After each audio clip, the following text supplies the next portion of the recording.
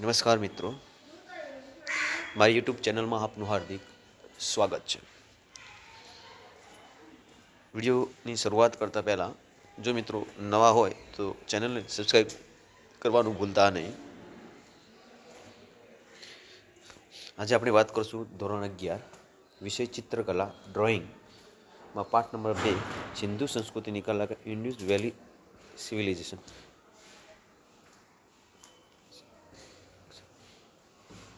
સિંધુ સંસ્કૃતિની કલાનો પાઠનું આપણે આજે સંપૂર્ણ માહિતી મેળવીશું.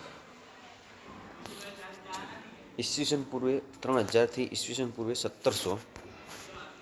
હવે આપણે આગળ વધશું વિદ્યાર્થી મિત્રો. આ બાજુમાં આપણે સિંધુ સંસ્કૃતિનું ચિત્ર જોઈ રહ્યા છીએ.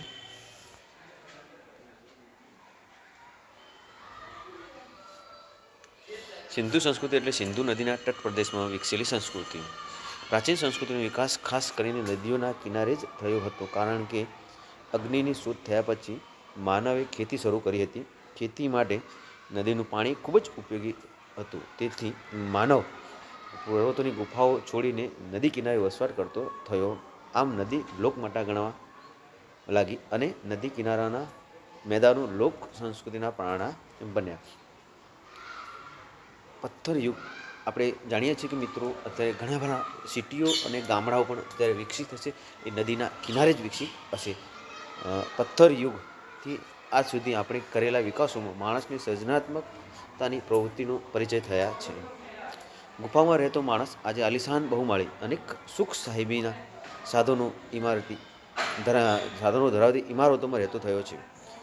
ક્યારેક સાથ આપ્યો છે ઇમારતોમાં રહેતો થયો છે. આપણી આ વિકાસ યાત્રામાં કુદરતે ક્યારેક સાથ આપ્યો છે અને ક્યારેક તેનું રૌદ્ર સ્વરૂપ બતાવીને વિનાશ કર્યો છે. તેથી માણસ અનેક રીતે ઘડાયો છે અને આ પ્રકૃતિને અઢળક લીલા સમજવા માટે આપણે આપણા ભૂતકાળને જાણવો પડશે. એ ભૂતકાળ એટલે ઇતિહાસ. ઇતિહાસના પેટાળમાં માણસે કરેલા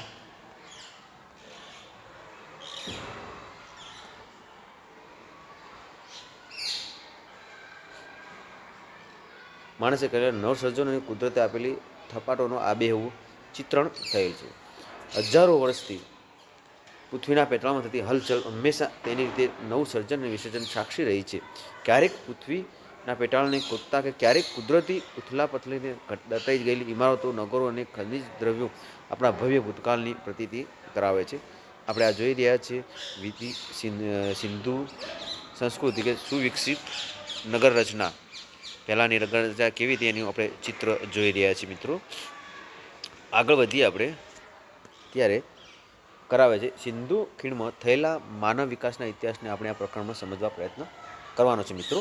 સિંધુ સંસ્કૃતિની કલાનો ઇતિહાસ ઈસવીસન પૂર્વે 3000થી ઈસવીસન પૂર્વે 1700 સુધીનો ગણાય છે. ઈસવીસન 1921માં પંજાબ પ્રાંતમાં રાવી નદીના કિનારે ખોદકામ કરતા હડપ્પાની ટેકરીઓને દટાઈ ગયેલા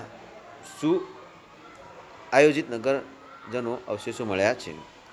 ત્યારબાદ ઈસવીસન 1922માં સિંધુ નદીના કિનારે આવેલા મોહનજો-દડા મરેલાનો ટેકરો એટલે માઉન્ટ ઓફ ધ ડેડ ખોદકામ કરતા કેટલાક અવશેષો મળી આવ્યા છે.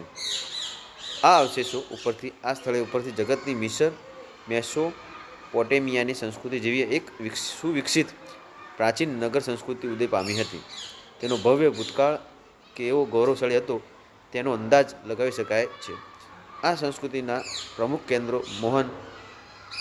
આપણે આ સિંધુ સંસ્કૃતિની ગટર વ્યવસ્થાની સંસ્કૃતિનું ચિત્ર પણ આપણે બાજુમાં જોઈ રહ્યા છીએ મિત્રો.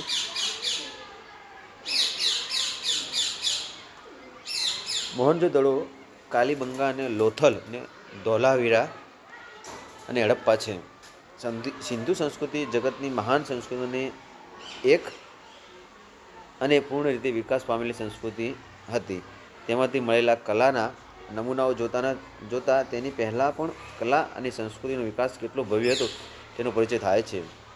તે વખતની મળી આવેલી મૂર્તિઓ, વાસણોના ઘાટ, તેની ઉપર બનાવેલી ભાત, કલાત્મક રમકડા, પકવેલી માટીની મોરો, હથિયારો, ઘરેણાં અને અન્ય કલાત્મક ચીજવસ્તુઓ એ વખતના વિકાસની નહીં પરંતુ તેની ઊંડી કલાસૂઝની પ્રતીતિ કરાવે છે. સિંધુ સંસ્કૃતિની સૌથી ધ્યાન ખેંચે તેવી બાબત તેની નગર રચના છે. ભવ્ય ઇતિહાસ રચના ભવ્ય નગર રચનામાં આજે પણ આપણા બહુ જ શિક્ષિત ઇજનેરો અને આર્કિટેક્ચર વિદ્વાનોને અચંબામાં મૂકી દે તેવી અદ્ભુત છે. આપણે વાત કરશું નગર રચના એટલે કે ટાઉન પ્લાનિંગ. સિંધુ સંસ્કૃતિના તમામ અવશેષોમાં સૌથી મહત્ત્વની અને ધ્યાન ખેંચે તેવી રચનાઓમાં તેની નગર રચના ખૂબ જ મહત્ત્વની છે. તમામ મકાનો પાકી ઈંટોમાંથી ચણેલા છે. મકાનના બારણા રસ્તા ઉપર પડવાને બદલે અંદરની બાજુએ જે નવાઈની વાત તો એ છે કે મકાનોને બારીઓ નથી. કદાચ એવી ધાર્મિક માન્યતા હશે જંગલી જાતિઓના આક્રમણ ભયને લીધે એવું બન્યું હશે કે મકાનો કતારબદ્ધ છે. તેમજ દરેક મકાનમાં ગટર અને મોરીની વ્યવસ્થા છે. ગંદા પાણીના નિકાલ માટે નાની ગટરોની મોટી ગટરોની સાથે જોડવામાં આવેલી છે. ગટરોની સફાઈ માટે થોડા અંતરે બાકોરા મૂકેલા છે. કૂવાઓ પણ ઈંટોથી ચણેલા છે. આ નગર રચના આપણે જોઈ રહ્યા છીએ ગટર વ્યવસ્થાની સિંધુ સંસ્કૃતિ.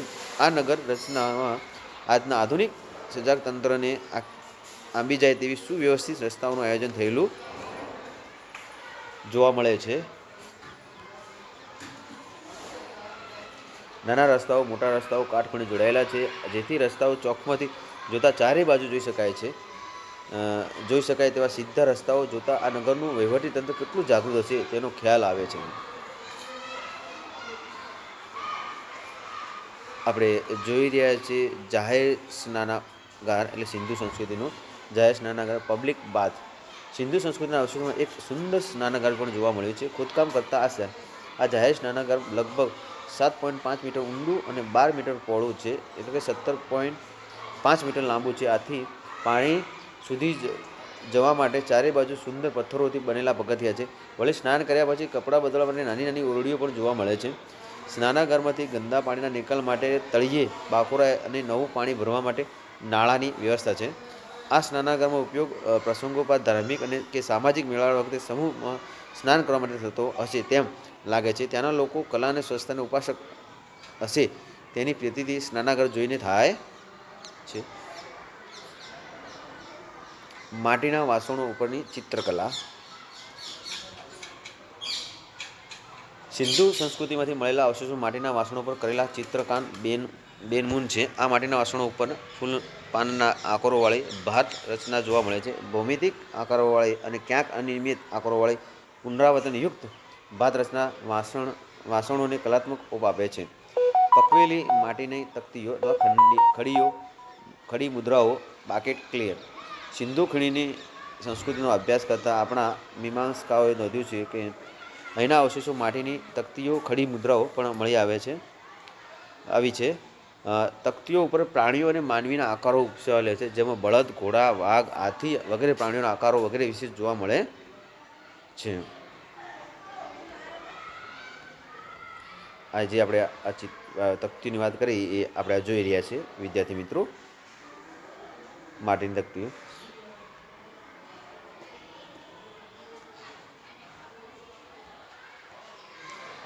શિંગડાવાળા દેવ, પૂંછડીવાળા દેવ, માનવ પાત્રો તથા ખૂંદવાળો બલિષ્ઠ આખલો વગેરે મુદ્રાઓમાંથી અલંકૃત પકવેલી માટીની તકતીઓ તે સમયમાં કલા સર્જકો કોઠાસૂઝ અને કલાપ્રીતિના સંભારણા સ્વરૂપે ગૌરવશાળી છે. અહીં મળી આવેલા અન્ય શિલ્પો માટીમાં પથ્થરોમાં કે ક્યાંક તો ધાતુમાં બનાવેલા છે, જે જોઈને તે સમયની ધાતુ મિશ્રણની કલા તથા શિલ્પ સ્થાપત્ય કલાનો પરિચય થાય છે. દાઢીવાળા પુરુષનું ધડ એ હાલ્ફ મેન વિથ હાડ. અહીંથી દાઢીવાળા એક પુરુષના ઘરનું શિલ્પ મળી આવ્યું. તેની ઊંચાઈ 18 સેમી છે. આ શિલ્પમાં દાઢી છે પણ મૂછો નથી. જમણા ખભા નીચેથી ડાબા ખભે નાખેલી શાલ દ્રષ્ટિગોચર થાય છે. આ શાલ ઉપર કપડાને ભાત કોતરેલી છે. તેની આંખો અર્ધ ખુલ્લી બતાવીને કલાકારો તે વખતે ધ્યાનમાં મુદ્રામાં આધારે આધ્યાત્મિક ઊંચાઈનો ખ્યાલ આપવા પ્રયત્ન કર્યો છે. તે દાઢીવાળા પુરુષનું શિલ્પ આપણે આ જોઈ રહ્યા છીએ સિંધુ સંસ્કૃતિની જ્યારે ખોદકામથી તેમાંથી આ જોવા મળેલ છે. ધાતુની નર્તકી આપણે જોઈ રહ્યા છીએ ચિત્રમાં અહીંથી મળેલી ધાતુની નર્તકીનું શિલ્પ તે સમયમાં થયેલા ધાતુ સર્જનના જ્ઞાન વિકાસના પ્રતીતિ કરાવે છે. આ સમયમાં ધાતુને ગરમ કરીને બીબામાં ઠાળવાની કલાનો વિકાસ થયો હશે. નર્તકી લગભગ 12 સેમીની ઊંચાઈવાળી છે. તેનો જમણો હાથ કમર ઉપર છે, ડાબો હાથ બંગડીઓથી ભરેલો છે, વાળ વ્યવસ્થિત વળેલા છે, કલાત્મક અંબોડો વાળેલો છે, અંબોડામાં ફૂલ ગૂંથેલા છે, તેના ગળામાં કલાત્મક હાર છે, અંગભંગી નર્તકી જેવી છે. આ મૂર્તિ ઊભા રહેવાની નૃત્ય શૈલીની યાદ અપાવે તેવો ધાતુકલાનો ઉત્તમ નમૂનો છે. તેમ કહેવામાં કોઈ અતિશયોક્તિ નથી. આપણે જોઈએ ધાતુની નર્તકી જે સિંધુ સંસ્કૃતિની ખોદકામ વખતે મળેલી આપણને આ ધાતુની છે. એટલે આપણે જાણી શકીએ છીએ જે તે સમયના માણસો એ ધાતુની પીંગળીને પણ કઈ રીતે કલાના પ્રેમી હશે એ આપણે જાણી શકીએ છીએ. જે તે સમયે રમકડાની વાત કરીએ તો વિદ્યાર્થી મિત્રો, રમકડાના અવશેષો ટોયઝ, અહીંથી મળેલા રમકડા કેટલાક અપૂર્ણ છે તો કેટલાક પૂર્ણ છે. માટીની સિસોટી, ચડ ઉતર કરતો વાંદરો, બળદગાડું વગેરે નમૂના મુખ્ય છે. કલાત્મક રમકડા બાળકો જાતે બનાવેલા હોય તેવા છે, કારણ કે તેના ઉપર બાળકોના અંગૂઠાના છાપ જોવા મળે છે. આપણે જોઈ રહ્યા છીએ કે જે આ ચિત્રો છે, આ બળદગાડું છે, આ છે, આ જે તે વિદ્યાર્થીઓ જાતે પોતે બાળકો પોતાની રીતે જાતે બનાવવા હોય એ રીતના આપણે જોઈ શકીએ છીએ. સિંધુ સંસ્કૃતિના લોકો બાળ માનસ સમજનાર માટે બાળકોને મનોરંજન પૂરું પાડવાને માહિર હશે અને તે માટે ઉચિત કાળજી લેનાર હશે તેવું આ માટીના રમકડા જોતા જ જણાય છે. સમયમાં લોકો માટીના કલાત્મક ઉપયોગ કર્યો હશે. આપણે જાણીએ છીએ કે રમકડા માટીના કઈ સિસોટી આપણે જોઈ રહ્યા છીએ. બધું જે તે સમયના સિંધુ સંસ્કૃતિ વખતે બાળકો પણ પોતાના મનગમતા રમકડા માટીમાંથી બનાવી શકતા હતા. ઘરેણાના અવશેષો, જ્વેલરી, આપણે સિંધુ સંસ્કૃતિના લોકોમાં ઘરેણા પહેરવાનો શોખ રિવાજ હશે. તેના પુરાવા રૂપે કેટલાક ઘરેણાના અવશેષો જોવા મળ્યા છે. કેટલાક કિંમતી ધાતુના મણકાવાળા, કેટલાક તો પથ્થરના મણકાવાળા, તો કેટલાક તો શંખલા, શીપલા વગેરેમાંથી બનાવેલા છે. આ ઘરેણાઓમાં કેટલાક કાનમાં, ગાળામાં, પગમાં, હાથમાં પહેરવા માટેના છે. કલાની દ્રષ્ટિએ ઘરેણા વિવિધ અને કલાત્મક છે, જે તે કલાના વિકાસ સૂચવે છે.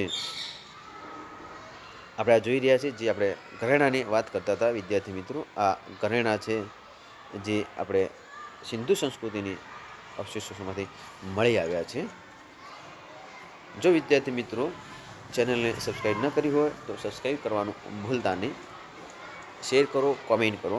નેક્સ્ટ વિડીયોમાં આપણે પાઠ નંબર 2નું સોલ્યુશન એટલે કે સ્વાધ્યાયનું સોલ્યુશન જોઈશું. ધન્યવાદ.